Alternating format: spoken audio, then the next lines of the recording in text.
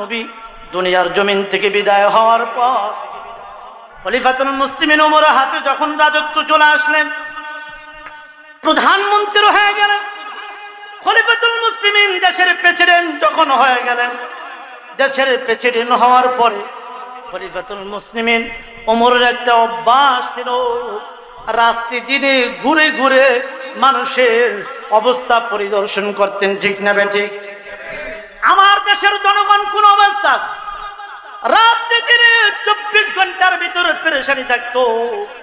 ওমর মনে করত আমার দেশের জনগণ শুধু তাই নয়, আমার রাজত্ব চলাকালীন যদি একটা কুকুরও না খেয়ে মেরে যায়, ওমর চিন্তা করতেন হাসর ময়দানে আল্লাহর কাঠ গড়ায় দ্বারা আমি ওমরের জবাব দিতে হবে। ঠিক না বেঠিক? আর আমার দেশের কুকুর না মানুষ না খেয়ে মারা যায়, তারপরে খবর নেওয়া হয় না। ঠিক না বেঠিক? আমার মুসলমান ভাইরা, কঠিন কথা বলবো, হুজুর রাজনীতি কর। আমি কি কোরআনের বাইরে কথা বলছি? হুজুর রাজনীতি। আমার মুসলমান ভাইরা, একটা কথা মনে রাখেন, কোরআনের বাহিরে কোনো রাজনীতি নাই। যত রাজনীতি আছে কোরআনের বিরুদ্ধে, কোরআনের ভিতরে কথা বলেন। ঠিক না বেঠিক? যত রাজনীতি আছে কোথায়? কোরআনের ভিতরে কথা বলেন। ঠিক না বেঠিক?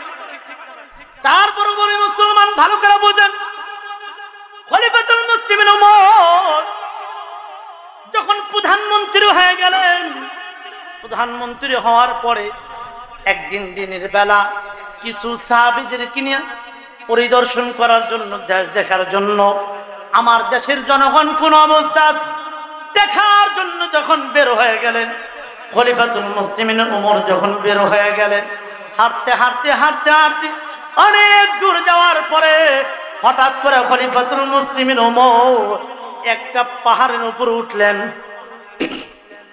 দেশের প্রধানমন্ত্রী খলিফাতুল মুসলিমিন ওমর যখন পাহাড়ের উপর দাঁড়ায় গেলেন, আশেপাশে সাহাবীরা দাঁড়ানো, এমন সময় হঠাৎ করে ওমর দুই চক্ষু দিয়ে পানি ছেড়ে দিলেন, কেঁদে ফেললেন, কান্না করে ফেললেন।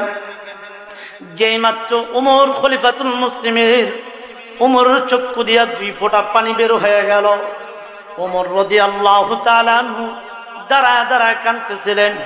এমন সময় সাহাবীরা জিজ্ঞাসা করলেন, ও খলিফাতুল মুসলিমিন ওমর, আপনি আমাদের দেশের প্রধানমন্ত্রী, এই পাহাড়ের উপর ওঠার পরে কেন চোখের পানি ছেড়ে দিলেন, কেন কান্না করলেন, একটু জানতে পারি? এমন সময় ওমর ডাক দিয়া বলে, সাহাবীরা রে, আমি কেন কান্না করতেছি জানোনি? ওই যে তাকায় দেখো, এখানে ওঠার পরে একটা ডান দিকে তাকাইলে একটা মরুভূমি দেখা যায়, ওই মরুভূমির দিকে যখন তাকাইলাম, চোখের দৃষ্টি পড়া মাত্রই আমি ওমর আর চোখের পানি ধরে রাখতে পারি না। সাহাবীরা ডাক দিয়া বললেন, ওমর, আপনি আমাদের দেশের প্রধানমন্ত্রী, ওই মরুভূমির সাথে আপনার সম্পর্ক কি? কেন কান্না করলেন ওই দিকে তাকায়া? এমন সময় ওমর ডাক দিয়ে বললেন, সাহাবীরা রে, যেই মাত্র আমার চোখের দৃষ্টি ওই মরুভূমির দিকে পড়ে গেল, অমনি আমি আর চোখের পানি ধরে রাখতে পারি নাই। এর কারণ হলো আমি উমরের পিছনের জিন্দেগির কথা মনে পড়ে গেছে। সাহাবীরা জিজ্ঞাসা করলেন, কোন জিন্দেগির কথা? ওমর ডাক দিয়া বললেন, সাহাবীরা রে, ওই মরুভূমির দিকে যখন তাকাইলাম, ওই জিন্দেগির কথা মনে পড়ে গেছে। এক সময় আমি ওমর ওই মরুভূমির ভিতরে রাখাল ছিলাম, দুম্বা চড়াইতাম, বকরি চড়াইতাম। আমি ওমর এক সময় রাখাল ছিলাম, আমার ওই পিছনের জিন্দেগির কথা মনে পড়ে গেছে। আমার আল্লাহ ওই রাখালি জিন্দেগি পরিবর্তন করে এখন আমি ওমরকে দেশের প্রধানমন্ত্রী বানায় দিছে। ওই রাখালি জিন্দেগির কথা মনে পড়ে আমি ওমর চোখের পানি ধরে রাখতে পারি না।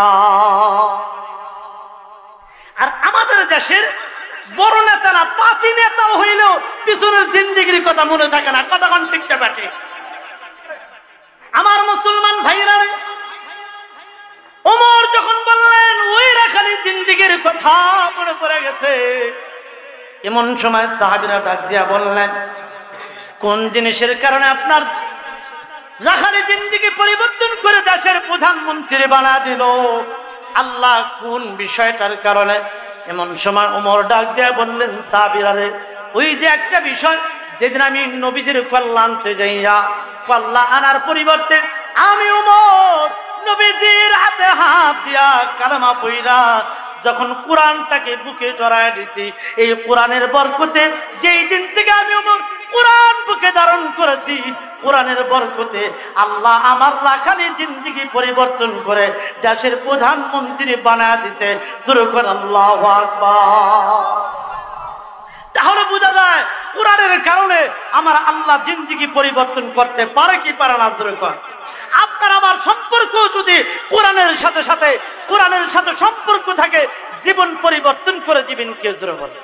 আরো জোরে বলতে হবে, কে কে পাল্টায় দিতে পারেন? জোরে বলেন, কে? আমার আল্লাহ কোরআনের সাথে সম্পর্ক রাখার কারণে জিন্দেগি পরিবর্তন করে দিতে পারে। ও মুসলমান ভাইরা, সাধারণ একটা কাঠ, যে কাঠের কোনো মূল্য নাই, দাম নাই, এই কাঠটা যখন কোরআনের সাথে সম্পর্ক রাখে, কোরআনের সাথে ঘষা লাগে, যাকে বলা হয় রাহান, এই সাধারণ কাঠটারও মূল্য এত বেড়ে যায় যে এই কাঠটাকে মানুষ লাইতেইতো পাড়াইতো, ওই কাঠটা যখন কোরআনের হয়ে গেছে, রাহান হয়ে গেছে, তখনই মানুষ এই কাঠটাকে সম্মান করতে আরম্ভ করে। ঠিক না ঠিক? তাহলে বোঝা গেল কোরআনের বরকতে আল্লাহ ইজ্জত বাড়ায় না কমায়? আমার মুসলমান ভাইরা, এই যে মাদ্রাসা, এই মাদ্রাসার সাথে যদি আপনার আমার সম্পর্ক থাকে, আল্লাহ ইজ্জত বাড়াবে না কমাবে? আরো যেরকম বাড়াবে না কমাবে?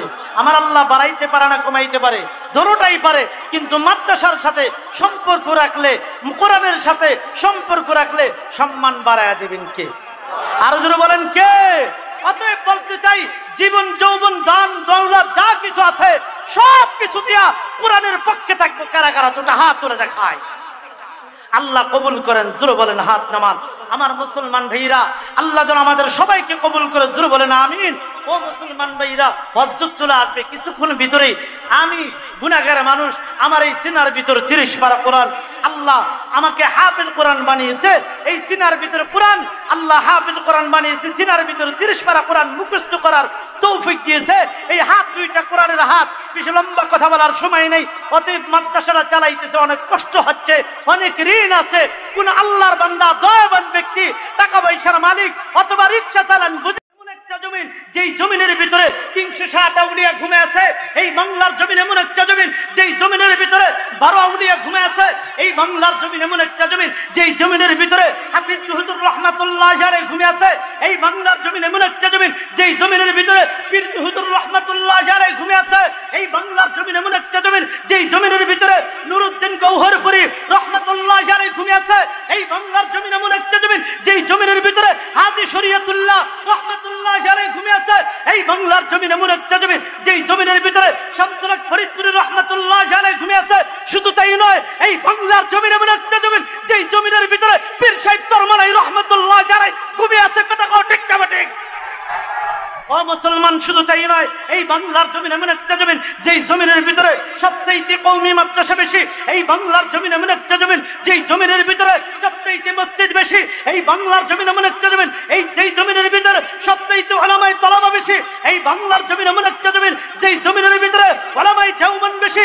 এই বাংলার জমিন এমন একটা জমিন যেই জমিনের ভিতরে 90 থেকে 95 ভাগ কালমাওয়ালা মুসলমান বসবাস করে। অতএব বলে দিতে চাই, এমন মুসলমানের জমিনের দিকে, কোরআনের জমিনের দিকে, ওলির জমিনের দিকে কোন নাস্তিকের বাচ্চা যদি হাত বাড়ায়, ওর হাতকে ভেঙে দিতে হবে, ওর হাতকে ভেঙে দিতে হবে। আমার মুসলমান ভাইরা, লম্বা কথা বলার সময় নেই, হযরত চলে আসবেন কিছুক্ষণের মধ্যেই। ও মুসলমান ভাইরা, আপনাদের কাছ থেকে ওয়াদানা একটা নিয়ত করতে পারবেন কারা কারা? মুজাহিদ ভাইরা, মুসলমান ভাইরা, কারা কারা পারবেন একটা নিয়ত করতে? ও মুসলমান ভাইরা, আপনার আমার সামনে যদি নবীর ইজ্জত নিয়ে কেউ কথা বলে, আপনার আমার সামনে যদি কোরআনের বিরুদ্ধে কেউ কথা বলে, উলামায়ে ইকরামের বিরুদ্ধে কথা বলে, নিয়ত করতে পারবেন কারা কারা? নবীর আশিক হয়ে, কোরআন প্রেমিক হয়ে আপনার আমার সামনে যেই নাস্তিক কোরআনের বিরুদ্ধে কথা বলবে, ও চাই সে আমার বাবা হোক, ও আমার বড় ভাই হোক, ও আমার দলের নেতা হোক, ওর জিহ্বাটা টান দিয়ে ছিঁড়া কুকুরের খাবার বানিয়ে দেবা। কারা কারা পারো? দু হাত তুলে দেখা দাও। নারায়ে তাকবীর। নাতি মুসলমানের আস্তানা, এই বাংলায় থাকবে না, নাস্তিকদের রাস্তা না।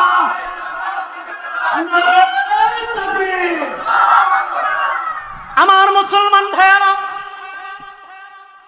লম্বা কথা বলার সময় নাই। যে জিনিসটা আপনাদেরকে আমি বুঝাইতে চাইলাম, কোরআনের দ্বারা একটা মানুষের জীবন পরিবর্তন হয়ে যায়, ঠিক না ঠিক? আরো যেরকম ঠিক না ঠিক? আমার মুসলমান ভাইরা রে, কেউ যদি কোরআনের কাছে যায়, কোরআনের কাছে আত্মসমর্পণ করে, কোরআনের যেমন সম্মান তেমন সম্মান বাড়া দিবেন কে? আরো জোরে বলতে হবে কে? আমার মুসলমান ভাইরা রে, কোরআনের বরকতে জীবন পরিবর্তন হয়ে যায়। কোরআনের বরকতে, কোরআনের ছোঁয়ায় আল্লাহ পাক জীবনকে পরিবর্তন করে দেয়। আমার আপনার নবী আখিরি পয়গম্বর যখন দুনিয়ার জমিন থেকে বিদায় হয়ে গেল, আপনারা